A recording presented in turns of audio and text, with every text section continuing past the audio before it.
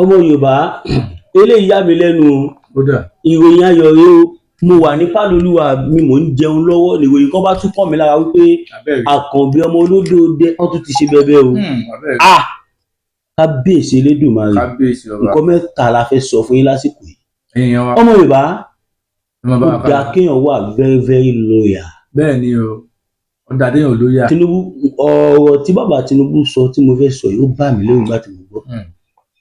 Àwọn tó jẹ́ èèyàn wọn lọ́pọ̀ ìwà tó sọ fún wa. Wọ́n ní àwọn rí tí gbogbo wa ń dúpẹ́ táwọn bàbá wọn ní bẹ́ẹ̀ ni tó tọ́ ni bàbá ṣe. Tó tọ́ ni o, àdé dúpẹ́. Wọ́n ní bàbá sọ pé táwọn ò bá fi Sunday lè tara àwọn fẹ́ filẹ̀. Ṣé ẹ gbọ́?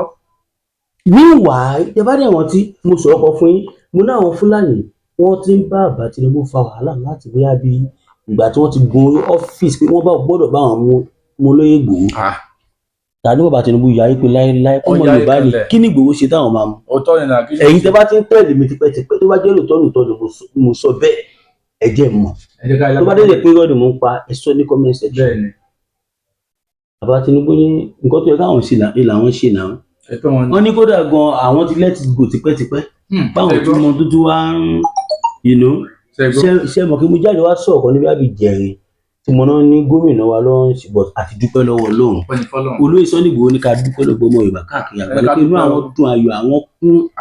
Wọ́n ní báwọn tún lè padà wá sílé àwọn pé àwọn dúpẹ́ lọ́gbọ́ ọmọ Yorùbá káàkiri àgbáyé. Àwọn dúpẹ́ látòrí ààrẹ wa bàbá Bọ́lá Ahmed Tinubu dórí bàbá wa ọba Ládọjà Gbádéwọ̀lú. Bàbá Olúgbọ́n ọba Olúgbọ́n of Igboland, bàbá wa Àlàó Francis, bàbá wa ọba orílẹ̀ Kẹ́mìtà, àdúpẹ́ lọ́wọ́ yín bàbá. Dúpẹ́ o, gbogbo dúpẹ́ lọ́wọ́ yín o. Àwọlé Odùduwà Ọ̀nìrìṣà àfìdí ọ̀tẹ̀ jọlẹ̀ olórí ọba alálẹ̀ gbogbo. Àmọ́lóore o. Ọmọ Yorùbá bàbá wa Ọọ̀ni of Ifẹ̀ wọ́n ṣe gudugudu méje ẹ̀yà mẹ́fà mi ní parọ́ fún yín láéláé. A lè parọ́ o. A dúpẹ́ a tún dúpẹ́ lọ́wọ́ bàbá ọba Olúgbọ́n. Èmi ò kọ́ lè go to this extent. A lè máa fi gbọ́rọ̀ ká lè máa fi gbọ́rọ̀ sọ̀rọ̀ fún yín. Ó ní àwọn fídíò kan wà tí máa gbé wọlé ní ìsìtẹ̀ máa rí. Ọmọ Yorùbá bàbá wa Ládọjà sọ̀kọ̀ kan. Wọ́n ní táwọn ò bá lè dá sọ̀rọ̀ olóyè Sunday Igboho ẹ bá wò lọ́la kẹ́rí pé pálọ̀ wọn la wà ilé wọn la wà báyìí ọmọ Igboho la wà. A máa ń sọ fún yín pé kò ń ṣe gbogbo àwa mídíà tẹ́ ẹ̀ ń rí ní mídíà bàbá wa. Ọ̀pọ̀lọpọ̀ àwọn tẹ́rí tó máa ń gbé shit tó máa ń gbé nonsense káàkiri blogger ni wọ́n. They are just after money. Ní tẹ́ bá gbọ́ lẹ́nu tiwa ni confam tàbí tẹ́ gbọ́ lẹ́nu bàbá Ọláyọmí Kóìkà táwọn kọ̀ọ̀kan bẹ́ẹ̀ ní reality tẹ́ ẹ̀ ń rí pẹ̀lú bàbá wa ìyẹn ni reality. Pẹ̀lú orí ètò Odùduwà World Media. Ní àná tí bàbá olóyè Sunday Igboho tó ń kí bàbá wa Olúgbọ́n tá à ń dúpẹ́ tá à ń ṣe gbogbo ẹ̀. Mo tún fàsìkò yìí dúpẹ́ lọ́wọ́ bàbá wa Ọ̀ọ̀yí IBDND ẹ ṣé àdúpẹ́. Ọlọ́run ní fi yín lẹ̀ ojú ò ní tì yín nǹkan yín ò ní bàjẹ́.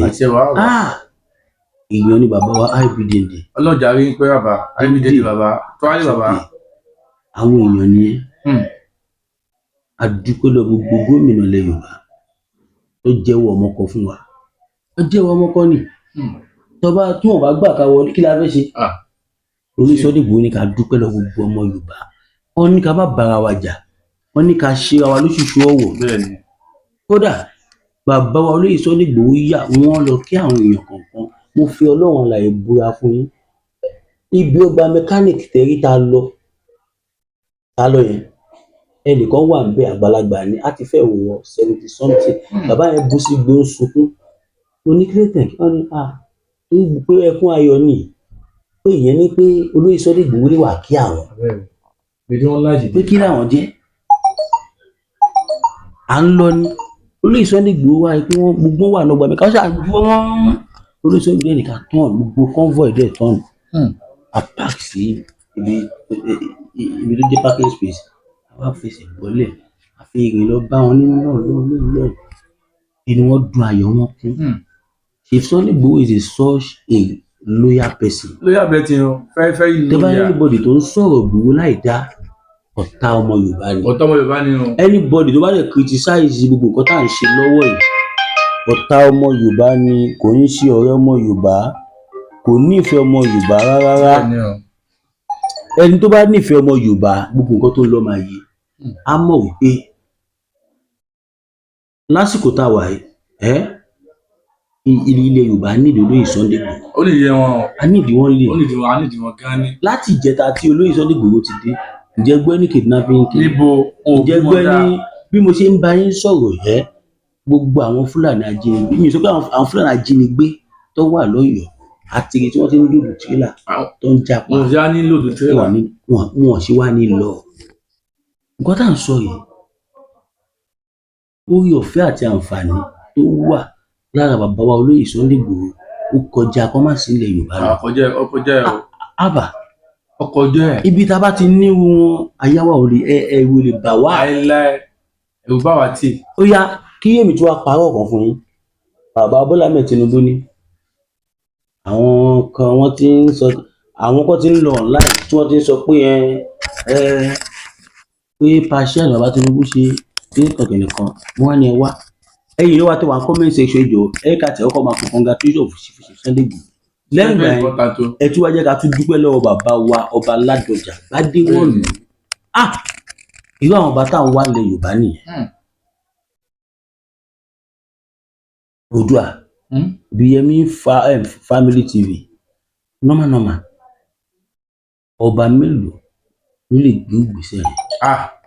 Oòduà ẹ̀yin wa tẹ́ wà nílé. Ẹ̀yin náà mọ̀ pé kò ṣe ṣeéṣe. bí ṣe ń lọ ògùn gbẹlẹlẹ rí ẹ̀yin náà wo gbogbo àwọn ọba tí bàbá wa olóyè Mọ́jàsọ láti lọ kí. Gbogbo ọlọ́gbìyànjú o lórí bó ṣe ń lọ láti lọ kí Aláàfin Ọ̀yọ́ torí ọ̀rọ̀ yẹn náà ni wọ́n kò ń bẹ̀ wọ́n lọ ọ̀dọ̀ bàbá Olúgbọ́n wọ́n lọ ọ̀dọ̀ bàbá wa lẹ́kìtì wọ́n lọ ọ̀dọ̀ bàbá wa lóńdó ẹni òwúlò káàkiri kó tó wá lọ láti sí bàbá wa Ọọ̀ni of Ifẹ̀ Ọ̀jájá. Bàbá náà gbìyànjú.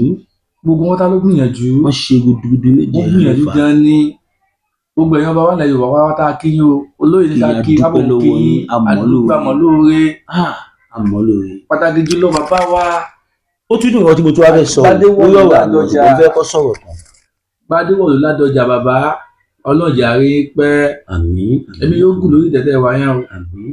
Ànígbù òkú tẹ̀mí wọ́n ti gùn kí nǹkan tó dáa má ṣẹlẹ̀ kí wọ́n má sáré ni. orí tẹ́ ẹ ṣe fún ọmọ Yorùbá yìí orí ńlá ni o àmọ́lóore o orúkọ yóò sì ní pa ilẹ̀ Yorùbá láéláé. kó ti ń jẹ tọ́lọ́.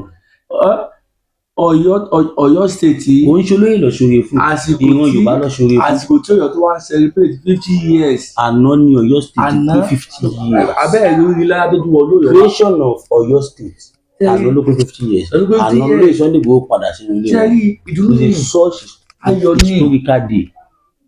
ayọ̀ ní irú ẹ báyìí sì ni kò ní wọ́n ìlú Ọ̀yọ́ kò ní wọ́n ilẹ̀ Yorùbá tó kù láéláé.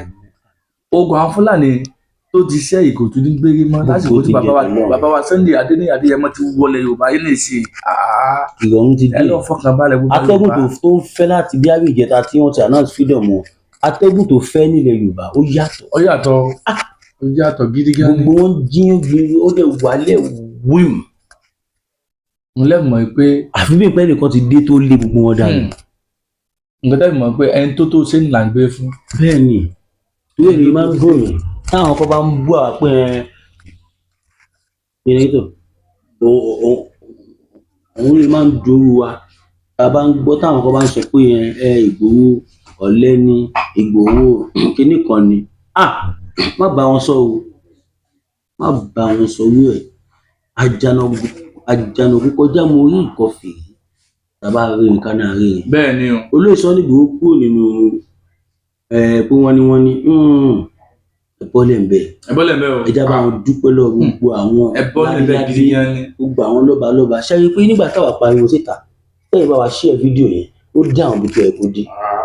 tó bá yẹ pé báwa ṣe pariwo kẹ́yìn má bá wa ṣe kẹ́yìn má bá wa ṣe anything ṣe mọ̀ pé kò ní rí bá ṣe fẹ́ ṣùgbọ́n nítorí pé àwa ń pariwo ẹ̀yin bá wa share káàkiri ariwo yẹn dé àwọn ibi tó yẹ kó dé everywhere àdúpẹ́ lọ́wọ́ Ọlọ́run adúpẹ́ o àdúpẹ́ lọ́wọ́ ọmọ Yorùbá káàkiri àgbáláyé everybody we Ọlọ́run ní appreciate dá owó inú dá bùkátà yín àṣẹ ṣe àdúpẹ́ àmọ́ lọ́rẹ́ once again my name is Williams Olúwatósìn ọmọ Ògúnbíyì tí gbogbo yín mọ̀ sí Masbi TV tí mo dẹ̀ jẹ́ ìkan náà frontline media bàbá wa olóyè Sunday Adéníyì Adéyẹmọ Ìgbòho òòṣà. bẹ́ẹ̀ ni o bákan náà ó fọ́ tẹ̀mí náà yí padà BME Ọláìtàn gbogbo yín mọ̀ sí BME TV show ẹ ṣé gan ni ọ̀kan lára àwọn front media bàbá wa Sunday Adéníyì Adéyẹmọ òun lèmi náà ṣèdígbọ́ àdìdò tán fún bàbá olóyè Sunday Ìgbòho ṣá pátápátá ẹ̀kọ́ tí ní ṣe wọ́n. gẹ́gẹ́ níbi táwa ní inú ilé wa adó tán ni o bàbá mọ̀ pọ̀ mọ́ gidi la wà adó tán fún ọ̀pá pátápátá gbogbo bá a bá ní ìdíwó láti gbowó ti pẹ́ owó bua o òun lèmi ṣe máa ń sọ fáwọn èèyàn wa wípé loyalty ó wà very very important bẹ́ẹ̀ ni tí bàbá ṣe rí mímú tó mú olóyè ẹ̀kọ́ ńlá ni fún ọ̀pọ̀lọpọ̀ àwọn Yorùbá ẹ̀kọ́ tí mo kọ́ ń bẹ̀ pọ̀ o ìṣílẹ̀ tó reflection but ẹ̀kọ́ tí mo fẹ́ sọ̀rọ̀ nípa ẹ̀ nísìnyí ni wípé ká ní pé olóyè Sunday Igboho wà lóyà tí bàbá wa tí bàbá wa Ládọjà irú opportunity tí wọ́n rí wọ́n lè má rí presidential and royal pardon tó fún nǹkan méjì lọ fún wọn o both presidential and royal pardon ó túmọ̀ sí pé ọ̀nà méjì náà fi wọ́n sílẹ̀ ìjọba ló fi wọ́n sílẹ̀ gbogbo lọ́balọ́ba ilẹ̀ Yorùbá tó dúró tí wọ́n pèsè adá ẹ sí máa bọ̀ nílé gàgò ní sí ọjọ́ náà bí àná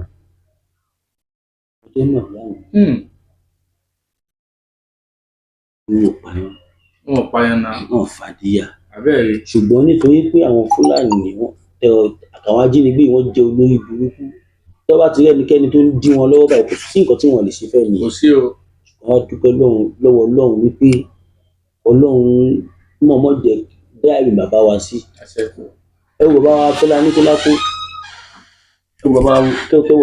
Fẹlá Aníkúlápó nígbà tí àwọn náà wà into full activism wọ́n mú wọn pa wọ́n dànù àdúpẹ́ lọ́wọ́ Ọlọ́run pé tí bàbá wa olóyè Sunday Igboho rí bẹ́ẹ̀ kò sí níbẹ̀ láìláì ìpínlẹ̀ tó bá rí bẹ́ẹ̀ kí ni a fẹ́ ṣe a ti pariwo a ti dákẹ́ ṣùgbọ́n a dúpẹ́ pé Ọlọ́run jẹ́ kí yóò ṣẹlẹ̀ torí pé Ọlọ́run rí i pé olódodo náà ni bàbá Fẹlá o ṣùgbọ́n ó ní kankan tọ́lọ́run fẹ́ yọnú ọ̀rọ̀ wọn Ọlọ́run fẹ́ jẹ́ kí gbogbo ọmọ Yorùbá mọ̀ kó dáa kéèyàn wà lóyà tí wọ́n bá wà lóyà sí bàbá wa Ládọjà ó sì ṣe kó má dá sọ̀rọ̀ wọn wọ́n lè ṣiṣẹ́ lọ́dọ̀ wọn gan tí bàbá ò bá rí loyalty bàbá mọ̀ pé olóyè Sunday Igboho kì í ṣe ọ̀daràn ọmọ kò wọ́n ṣàdàlú agbára ọlọ́ba Olúbàdàn ẹ pẹ́ fún wa ẹ pẹ́ ìkìrìkìrì adókínní ẹṣin ọba ajẹ oko pẹ́ ẹṣin àdúgbò ẹ̀gbọ́n ní bàbá wa ọba Olúbàdàn Gbádéwọ̀lú Ládọjà ẹṣin àdúgbò ẹ̀sà